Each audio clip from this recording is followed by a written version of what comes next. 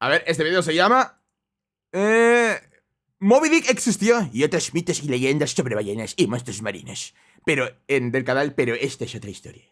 Los océanos cubren más del 70% de la superficie de la Tierra. Sí, como no salgan aletas, vamos a valer madre. Bueno, al menos eso se me enseñó Waterworld. Son una extensión inmensa, con profundidades que aún hoy nos cuesta imaginar y que, durante la mayor parte de la historia, fueron una barrera casi infranqueable para el ser humano. Y aunque con ¿Y esa unidad de medida? ¿Qué es eso? ¿La Torre Oscura o qué? barrera casi infranqueable, Burj Khalifa. A ver. Bueno, estoy viendo a Moby Dick estremeando. ¿Qué es esta madre? Ah, es un punto de referencia. Burj Khalifa, situado en Dubái, es el edificio más alto del mundo, con 828 metros de altura. Y es un punto de referencia. Ah, vale, ok. Pues no somos burros, basta que conozca como cuánto mide. para el ser humano. Y aunque con el tiempo hemos aprendido a domar el mar, con barcos, submarinos e incluso sondas capaces de bajar a zonas abisales, la realidad es que seguimos sin tener del todo claro qué pasa ahí abajo. De hecho, cada año se describen nuevas especies para la ciencia. Ay, cabrón. Algunas son tan raras que parecen sacadas de las pesadillas de Lovecraft. Y es normal, el mar No mames, ella me encuentra esta madre del mar y me cago encima, Así nada más verías el mojoncito de repente salir.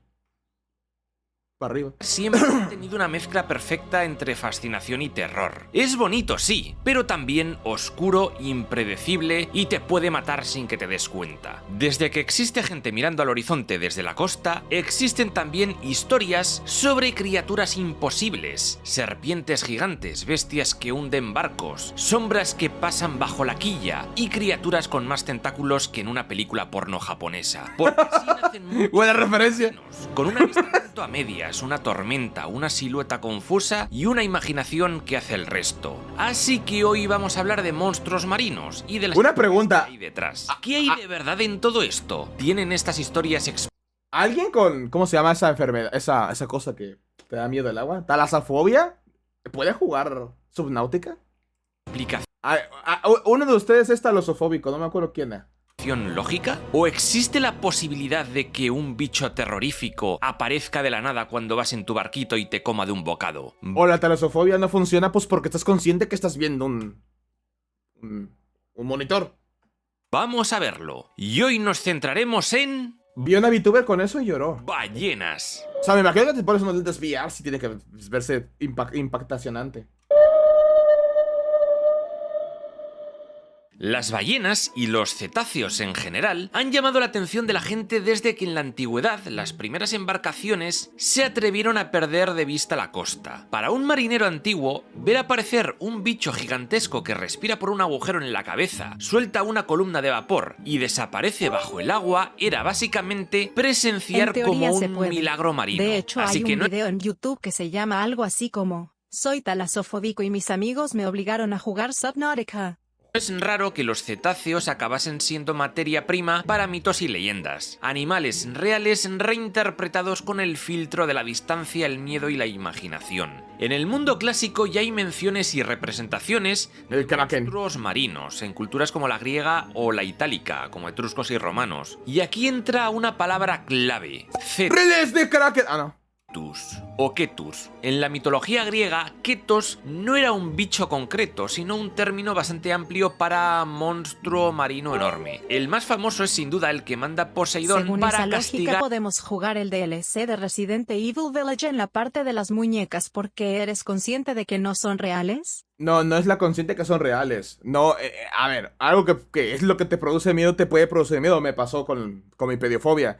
Pero la talasofobia es el miedo a la inmensidad del mar. A ver el mar y ver que a donde voltees acá y voltees acá sigue siendo de agua. Es un efecto que no vas a lograr en un monitor. Eso te pones un visor VR, pues sí. Pero en un monitor, esa es mi duda. Esa es mi duda, porque la talasofobia tengo entendido que es eso, es la Puede inmensidad. ser como el miedo No a es la agua. altura, que cuando subo en puntos altos de un juego termino teniendo esa sensación en el estómago de cuando bajas una pendiente en minivan. Joder. a la reina Casiopea. Su hija, la princesa Andrómeda, acabó encadenada en una roca. Sí, o sea, esa es la duda, y es una duda genuina. La pediofobia no es el mismo efecto de la talasofobia. La pediofobia más va en base a la presencia, en base a la perspectiva que tienes. La talasofobia va en base a la inmensidad que percibes. Y la ansiedad que percibes no creo que sea mucha con un monitor. Lista para ser sacrificada, y Perseo llegó a tiempo para matar a este monstruo Ceto y llevarse a la chica y la gloria. De ahí viene también la constelación de Cetus. Y sí, de Cetus sale la palabra cetáceo. En la Biblia, el Leviatán aparece sobre todo en Job, Salmos e Isaías, como una gran criatura del mar asociada al caos y al poder. En Job 41 se describe como una bestia gigantesca indomable, casi otra vez el DLC de Re 8. Acorazada, imposible de capturar o domesticar. En Salmos 74 se presenta como un enemigo derrotado por Dios, y en Isaías 27 se la llama serpiente o dragón del mar, que Dios acabará castigando. Y sí, además está el episodio de Jonás, donde Dios ordena a un gran pez que se trague al profeta y lo mantiene dentro 3 días y 3 noches antes de expulsarlo. La tradición popular lo convirtió en una ballena, aunque el texto bíblico dice gran pez. También está el Makara, Porque es un pez enorme. en la mitología hindú, una criatura híbrida asociada a dioses del agua y que en algunas interpretaciones pudo inspirarse en animales reales como cocodrilos, dugongos o El anterior me parecía más Homosaurus. delfines de río, y quién sabe si en una ballena también. Luego está el clásico confundir una ballena con una isla, y es que en bestiarios medievales como el Physiologus aparece el Aspidoquelonio, una criatura tan enorme que cuando flotaba quieta en la superficie parecía tierra firme, parecía una isla, porque parecía una masa oscura con algo de arena, algas, y daba esa sensación de isla. Total, que los marineros se acercaban, desembarcaban, montaban un campamento y encendían una hoguera para cocinar. Y entonces, cuando el bicho notaba el calor, empezaba a moverse y se hundía de golpe, llevándose a la gente al fondo del mar. Es una de esas historias nacidas de algo muy plausible. Desde lejos, con niebla y oleaje, un lomo gigantesco puede parecer perfectamente una islita. Y este cuento no se Pero pobre bicho, imagínate cargar ese pedazo de tabique arriba. quedó solo en un libro. Hay una versión monástica del mismo susto en la leyenda de San Brandán. El monje irlandés y sus compañeros llegaron a una isla para celebrar misa, encendieron un fuego y la isla resultó ser una ballena gigantesca, a veces llamada Hasconius, que se desperezó y empezó a sumergirse. En mi libro Ciudades Perdidas recuerdo haber hablado de este mito, por si queréis más información. Una idea muy parecida reaparece después en el folclore nórdico, con el Hafgufa, o en el anglosajón con el nombre de Fastitocalón, criatura a la que hasta Ya J.R.R. encontré el Tolkien video. Se llama El personaje que se le aparece a sus escritores, de Jaredex.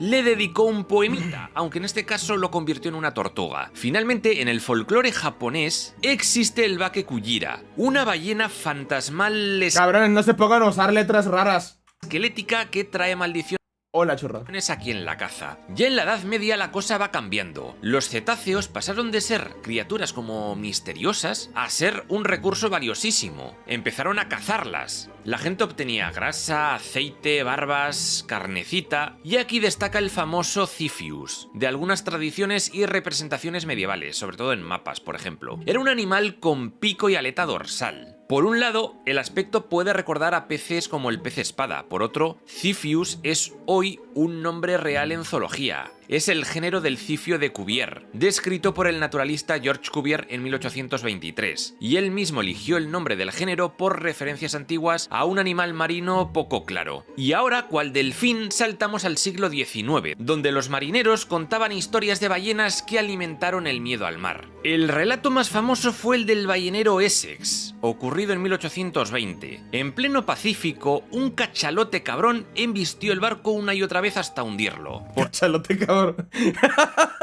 cierto, la Me da risa lo que pones ese adjetivo y parece que lo hace con intención. película En el corazón Con malicia. cuenta estos hechos.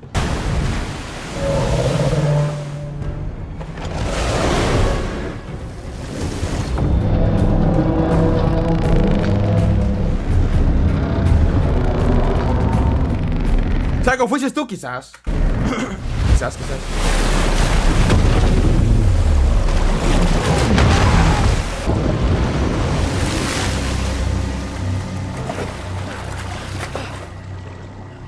¿Ese era Tom Holland?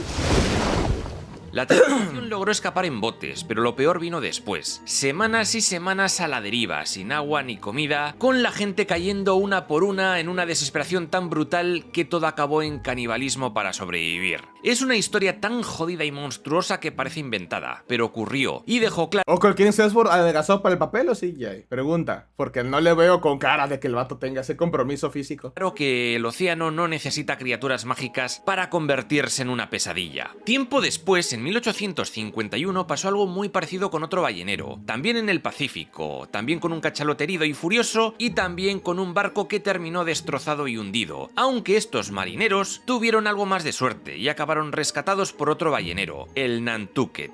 Y hablando de Nantucket, ahora viene lo más mítico. También por esta época apareció una celebridad marina real, Mocha Dick, un enorme cachalote blanquecino que vivía cerca de la isla de Mocha, frente a Chile. Según los relatos, sobrevivió a muchísimos enfrentamientos con balleneros y terminó muriendo en 1838. Su historia se publicó en 1839 y acabó influyendo en Herman Melville para escribir su famosa novela Moby Dick, de 1851. Por cierto, hace unos días me vi la miniserie de 2011 en Prime y joder, qué horror el CGI. Me sigo... En una serie de 2011. Güey, no mames. Te la mamas.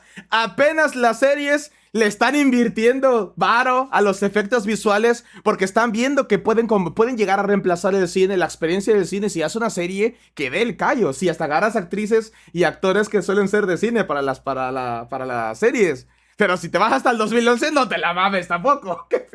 quedando con la clásica, la miniserie del 98.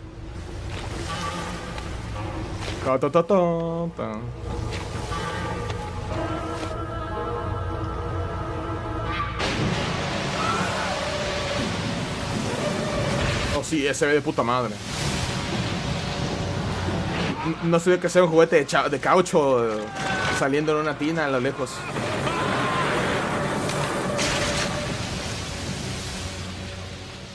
Lo de Nantucket lo decía porque en la novela es el puerto de donde salía el Pequod, que es el barco del capitán Ahab. Y en la realidad, aquel puerto de la costa de Massachusetts... Ojo, esta parte del mundo parece un Parasaurolophus.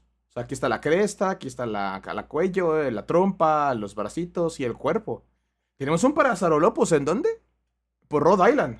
Fue uno de los grandes centros balleneros de Estados Unidos. Y, por cierto, como curiosidad, existe un cetáceo fósil llamado Leviatán melvillei, cuyo nombre homenajea tanto al Leviatán bíblico como al propio Melville. Por cierto, si te está molando el tema de los monstruos gigantes estos, recuerda que acabo de terminar de escribir una trilogía de novelas que mezcla aventuras y dinosaurios, Hadrosaurópolis. En el comentario fijado tienes enlace a todo ello. Y luego está el tema del... Eres ahí ya. El 25 de octubre de 1924, frente a Margate, en Sudáfrica, varios testigos aseguraron haber visto a un animal enorme, parecido a una ballena y blanquecino como un oso polar, con algo parecido a una trompa y pelos larguísimos, luchando durante horas contra dos orcas. El relato decía incluso que la criatura llegó a levantarse fuera del agua unos 6 metros. ¿Qué demonios era esta criatura? Pues no se sabe, el problema es que nunca se investigó ningún cuerpo y durante mucho tiempo se creyó que ni siquiera existían fotos. Sin embargo, eso cambió cuando reaparecieron imágenes antiguas alrededor de 2010. Y a partir de ahí, la interpretación más sólida pasó a ser otra.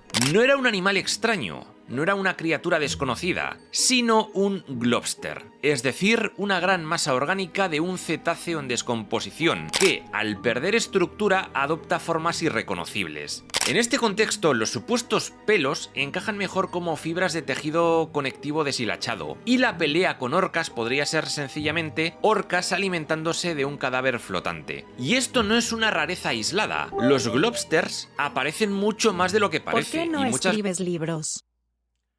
veces disparan titulares. No tengo ese tipo de habilidad para crear escenarios a base de las palabras.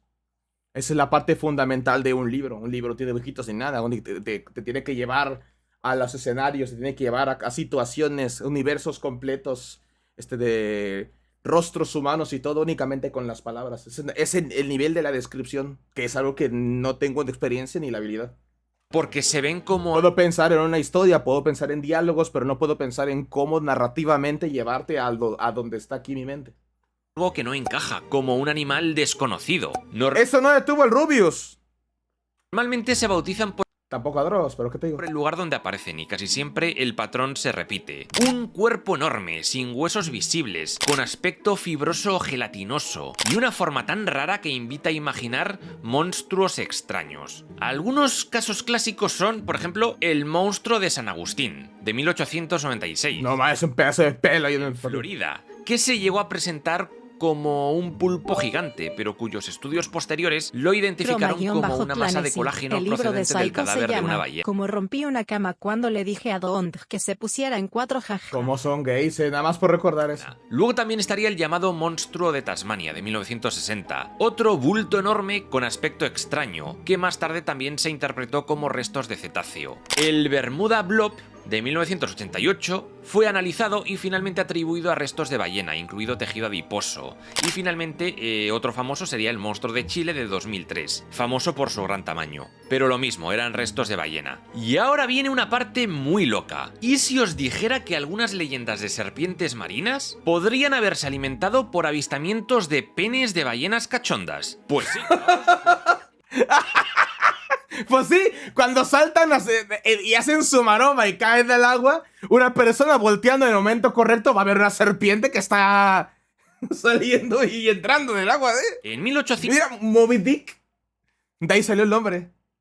Moby Dick. 1975, la tripulación del mercante Polín estaba observando una manada de cachalotes cerca de la costa de Brasil cuando, entre el oleaje y los cuerpos negros de estos bichos, apareció algo que les dejó tolocos. Describieron una especie de columna blanquecina, larga y cilíndrica, que sobresalía del agua y se movía hacia arriba y hacia abajo. Y a partir de ahí, la mente hizo lo que mejor sabe hacer. Interpretaron que aquello era una serpiente gigantesca enrollada alrededor de un cachalote, como ¿Quién es el chistosón? si lo estuviera atacando. ¿Quién es el chistosón que ve del mar un pene de un animal? Oh, foto.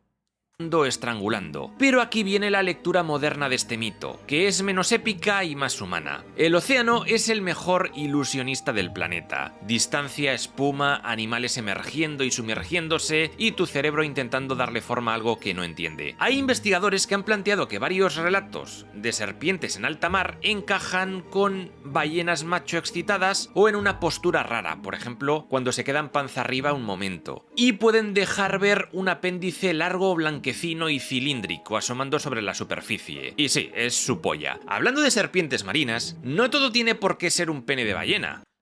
Soy Sobox, qué puto siempre acabamos con un giro raro contigo, coño.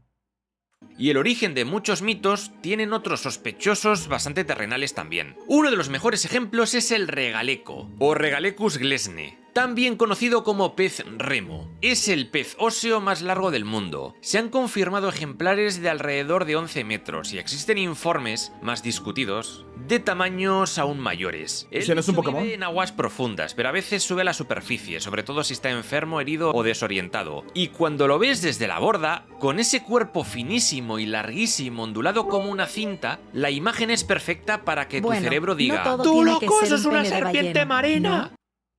Encima tiene una aleta dorsal rojiza y alta que le recorre buena parte del cuerpo, así que, si asoma tramos entre las olas, parece literalmente un monstruo épico, como en muchos relatos clásicos. Y luego está la opción de los pirosomas. Estos son colonias formadas por miles de animalillos diminutos, zooides, que se agrupan en una estructura tubular, como un cilindro gelatinoso. Algunas colonias pueden ser sorprendentemente largas y tienden a aparecer cerca de la superficie, y encima, muchas son bioluminiscentes. Es decir, imagina una noche cerrada en alta mar y de pronto una serpiente luminosa y semitransparente aparece moviéndose en el agua cerca de ti. Pues acojona un poco, sobre todo si no sabes lo que es. Para acabar con el tema ballenesco, hace un tiempo se viralizaron vídeos de gente en piragua tragada por una ballena y luego escupida como si nada. Lo vi yo en un video de uno con una ballena que como que bostezaba y jaló a un kayak. El caso más famoso fue el de... Se ve, ya está en estos días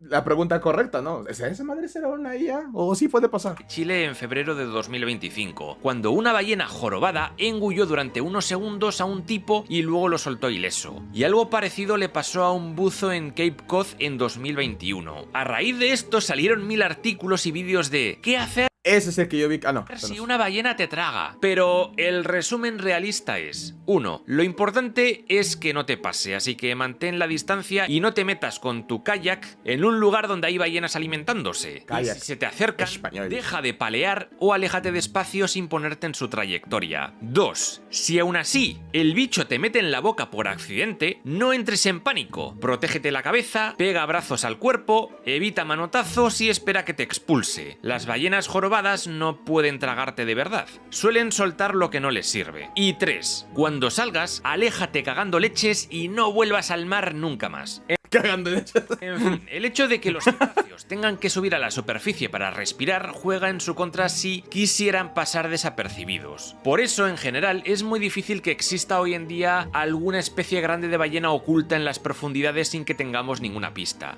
De todas formas, el mar siempre se reserva margen para lo raro, y hay especies de ballenas muy esquivas. Y dentro de estos huecos entran dos casos curiosos de la zoología histórica que a veces se citan como posibles cetáceos no confirmados. También ahí te serviría tu cuchillito, ¿no? Ese que inyecta y luego presión de aire y ¡pum! Por un lado está la llamada ballena de Giglioli, o Amphiptera pacifica, y por otro el delfín rinoceronte, o Delphinus rhinoceros. Ambas especies fueron descritas por naturalistas, y ambas tenían el mismo rasgo llamativo: dos aletas dorsales, con una segunda aleta muy adelantada y que, en el caso del delfín, podía dar la impresión de un cuerno. Hay quien dice que más que especies nuevas, pudieron ser individuos con una malformación, como una aleta dorsal partida, duplicada o desplazada, o incluso una confusión visual desde la cubierta de un barco. Por ejemplo, dos animales nadando muy pegados, que durante unos segundos parecen uno solo con una dorsal extra. Y luego está un misterio mucho más moderno, real y bien documentado: la llamada ballena de los 52 hercios. Se llama así por la frecuencia a la que emite sus cantos, la cual se aleja bastante de otras especies de ballena. El bloop, ¿no? De hecho, su patrón migratorio es muy parecido al de ballenas como la ballena azul o la ballena de aleta, las cuales emiten la primera entre 10